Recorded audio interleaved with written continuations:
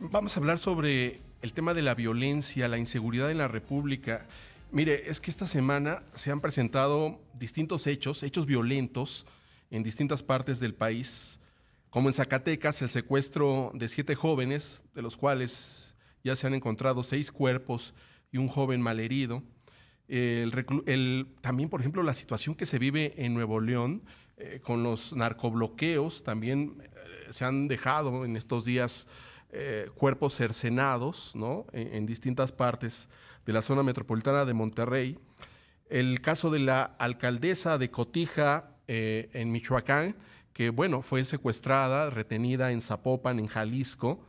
Y bueno, hay distintos hechos que nos hacen pensar, ¿estamos en una situación irremediable? ¿Se ha recrudecido la violencia o no? Vamos a platicar con Óscar Valderas, periodista especializado en crimen organizado. Óscar, ¿qué tal? Qué gusto. Buenos días.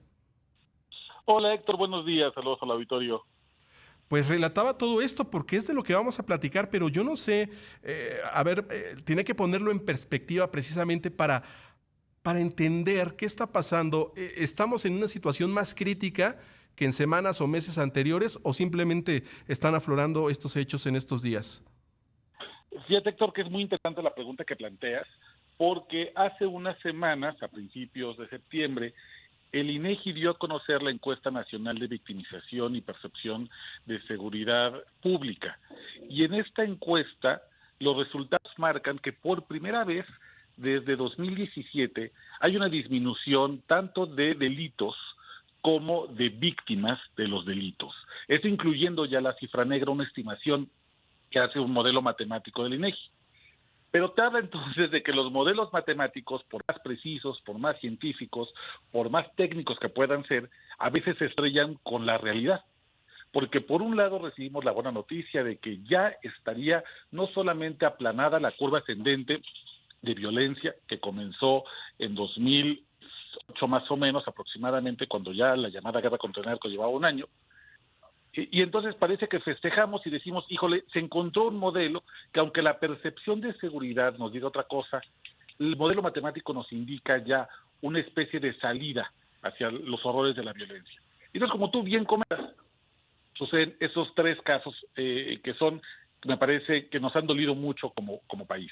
El caso, principalmente, me parece que el más doloroso ha sido este secuestro masivo de 7 jóvenes, 6 de ellos ya asesinados, uno, como tú comentas, herido, afortunadamente ya no de gravedad, el secuestro de la alcaldesa en Cotija, los narcobloqueos en Nuevo León, pero también el hallazgo de distintos cuerpos en Guerrero, por supuesto, este video que circuló en redes sociales, la incursión de un convoy del cártel de Sinaloa a Chiapas. Efectivamente, es que son distintos casos. Sí, sí, son distintos casos, pero parece ser que a veces las estadísticas están disociadas de la realidad. ¿O tú cómo interpretas Exacto. esto? Yo creo que hemos entrado en una etapa distinta de violencia y déjame hacerte una reflexión al respecto. Sí, por un lado, puede ser, vamos a dar el beneficio de duda a este modelo matemático del INEGI y decir, sí, hay tal vez menos delitos o tal vez hay menos víctimas de delitos. Pero lo que estamos viendo es la brutalidad en la que se cometen estos delitos. Hace unos 15 o 20 años, y esto lo recordará perfectamente tu auditorio, los casos de sicariato eran muy lejanos y acaso eran, por ejemplo, cometidos por pistoleros que llegaban, le disparaban al enemigo, digamos, al objetivo y se retiraban. Hoy la manera en que se cometen los asesinatos son rodear la casa, sacar a tus hijos, como pasó en el caso de Zacatecas, se les lleva a un lugar, se les tortura, se les asesina, perdón que lo digo con esta crudeza, se les mutila, se les tortura por horas, no solamente atacan al enemigo, digamos, al objetivo que han planteado en los autores materiales de algún crimen, sino que se extiende este dolor a la hermana, a la madre, a los hijos, y entonces ya no solamente hay que hablar de violencia en México, sino de brutalidad. Y eso es difícil, y esa es la parte más complicada de cambiar. A 18 años de la llamada guerra contra el narco, estamos viendo que aunque el crimen pueda ir a la baja o ya se haya frenado, la brutalidad con la que actúan estos grupos criminales va subiendo. Y entonces nos genera esta idea de que, justificada o no, de que estamos mucho peor que antes. Hace 20 años era imposible pensar en un secuestro masivo de 7 jóvenes, el menor de 14 años y el mayor de 18. Hoy no solamente se ha normalizado, sino que además se aplican casos, por ejemplo, a la par de que conocemos el lamentable destino de estos jóvenes, nos seguimos preguntando, ¿qué pasó con los 5 jóvenes secuestrados en Lagos de Moreno? ¿Qué ha pasado con los secuestros masivos, por ejemplo, que hemos conocido en los campos amapoleros de Guerrero, donde muchas jovencitas son secuestradas y obligadas a piscar amapola porque ya estamos en el tiempo de cultivo de amapola? Y seguimos manteniendo preguntas. Y además, Héctor, me parece que ocurre todos estos pésimas noticias en un contexto de mucha incertidumbre, cuando se cumple un aniversario más del crimen de Ayotzinapa y ningún gobierno puede ponerse de acuerdo en explicarnos qué sucedió en estas noches terribles de septiembre de 2014. Entonces, yo creo que es un cóctel explosivo que, por supuesto, a un país como el nuestro, que tiene un estrés postraumático por toda la violencia que hemos vivido durante casi más de 2 décadas, de manera, digamos, contemporánea, pues por supuesto que nos hace pensar, estamos peor que nunca y no vemos salida. Efectivamente, es que también creo que nos estamos acostumbrando, y esto es lo más terrible que pueda pasar, porque cuando vemos estos casos que comentábamos, el lujo de violencia, de crueldad, y que se replican y se replican, nos dice que estamos llegando, no sé, no se me ocurre una situación límite, ¿no? De barbarie, y el problema es normalizar todo esto en la actual sociedad, ¿no? Claro, ya déjame pues un ejemplo muy claro que solo poner a la gente que me pregunta desde el extranjero por qué en México no se ha puesto un alto a la violencia. Les digo, en la pandemia nosotros como sociedad establecimos un límite para salir a tomar medidas drásticas. Cuando oxigenabas menos de 90, entonces te ibas al hospital. Y eso fue un acuerdo que hicimos, digamos, como sociedad.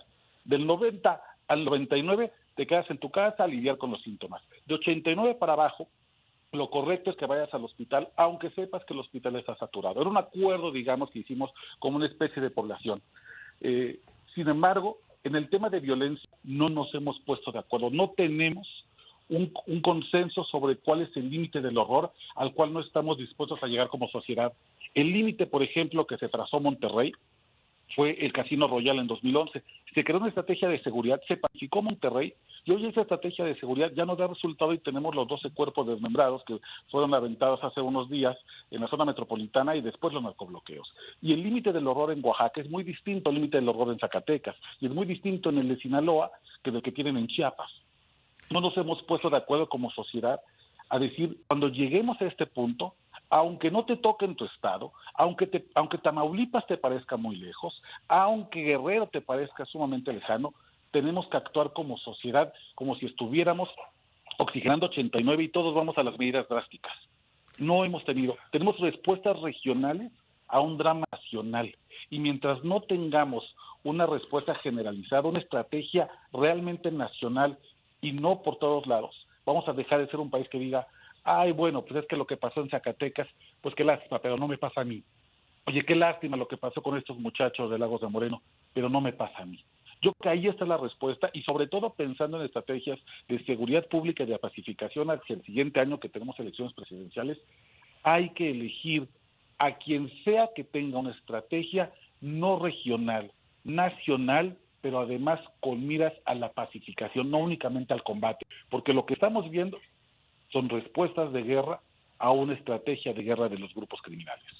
Efectivamente, no normalizar esta situación. Veíamos también recientemente, en días pasados, cómo en Chiapas, en un poblado, se vitoreaba a supuestos integrantes del cártel de Sinaloa. Es decir, en algunas partes del país, esto se está no solo normalizando, sino haciendo apología del crimen. Sí, en muchos lugares el crimen organizado es ser realmente gobernante del país. Y yo aquí también quisiera plantear una idea. Durante muchos años nos dijimos y nos repetimos que el crimen organizado florecía en la ausencia del Estado, ¿no? Que cuando el gobierno no hacía un camino, pues entonces había el capo que lo financiaba, y cuando el gobierno no podía prestar servicios de salud, había un criminal, un jefe de plaza, que repartía dinero para que se fueran las familias de la cabecera municipal al hospital más cercano para poder atender, y entonces generaba los favores de la sociedad y con eso se le protegía. Hoy sabemos que no es así, que el crimen organizado no florece en la ausencia del Estado, sino que florece en la presencia del Estado. El crimen organizado no es un error del sistema, es una creación del sistema. Necesita gobiernos que renuncien a la gobernabilidad y que decidan cogobernar con estos, digamos, actores armados no relacionados con el Estado mexicano. Y cuando eso se hace, entonces las tareas de seguridad se le dejan al cártel. Por eso es que en muchas ocasiones vemos que hay gente que le aplaude al convoy y desde la comodidad de otras latitudes en el país, como la Ciudad de México, decimos, pero ¿cómo es posible? ¿Cómo es posible que estas personas no entiendan y le aplaudan al cártel de Sinaloa? Bueno, es que en ese municipio, en esa localidad, en ese ejido, en esa cabecera municipal, no hay más autoridad, más que ellos. No existe la Guardia Nacional porque cuando llamas al 911 para que salgan a la balacera, nadie contesta. No existe el ejército porque cuando llamas al número que te dieron, todo el tiempo son ocupados. O de una manera casual, se les informa que hay una situación de riesgo y llegan 3 horas después cuando ya todo pasó y hasta los cuerpos de las personas asesinadas ya fueron robadas. Entonces, en muchas ocasiones, por supuesto, esta es la reacción de la gente, salir a victoriar a quienes cogobiernan con el poder político y quienes en los hechos, como tienen las armas y como tienen los vehículos blindados, son los únicos que pueden ofrecer seguridad. Es lamentable, pero la realidad es que estas cosas que hemos visto en Chiapas, en Guerrero, en Jalisco, en Zacatecas, en Nuevo León, es el resultado no de la ausencia del Estado, sino de un Estado presente que renunció a todas sus atribuciones de gobernanza. Para concluir, tendría que replantearse, como ya adelantabas, plenamente el esquema de seguridad en toda la República Mexicana y saber si desde tu opinión la creación de la Guardia Nacional es un proyecto fallido.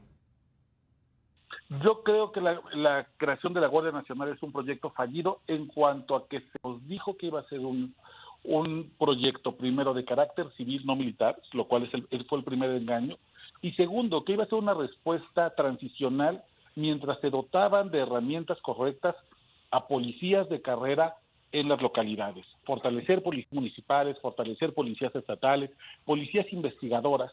Hoy realmente tenemos pocas policías investigadoras en México, Héctor. La mayoría son ministerios públicos que muchas veces están absolutamente rebasados por expedientes que se les apilan en los escritorios, que no conocen el territorio porque se la viven toda la jornada de trabajo en sus escritorios, obligados por jefes a hacer papeleo. Y entonces, quienes sí conocen la realidad de la colonia, de la comunidad, que son los policías que están, digamos, de a pie caminando las calles, no se les dan atribuciones de investigación.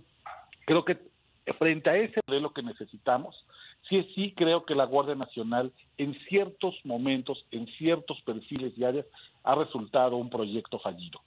Creo que hay que migrar hacia nuevas formas, por ejemplo, fortalecer áreas de inteligencia financiera para realmente poder golpear donde más le duele el crimen organizado y hacer una estrategia nacional de la cual nadie está hablando y que me parece crucial para el siguiente año. ¿Cómo vamos a frenar el reclutamiento forzado? Porque ahí está la fuerza de los cárteles, en que tú puedes secuestrar a 7, 8 jóvenes, puedes poner anuncios falsos de ofertas de trabajo que terminan siendo trampas para que vayan jóvenes creyendo que les van a dar trabajo en un call center y terminan siendo obligados a tomar las armas en centros de entrenamiento clandestinos. Esa es la fortaleza de los grupos criminales, la base social y la base del reclutamiento. Urge una estrategia nacional, así como la ha habido contra el secuestro, contra la extorsión, contra el homicidio doloso, una estrategia nacional ya contra el reclutamiento forzado de los más jóvenes en este país. Es un tema sin duda importantísimo, prioritario, se tiene que atender. Se nos termina el tiempo y quiero agradecerte tus conceptos sobre esta situación que estamos viviendo en materia de seguridad. Óscar Valderas, periodista especializado en crimen organizado, muchas gracias por platicar con nosotros. Un abrazo, querido Héctor, saludos a tu auditorio. Igualmente, gracias.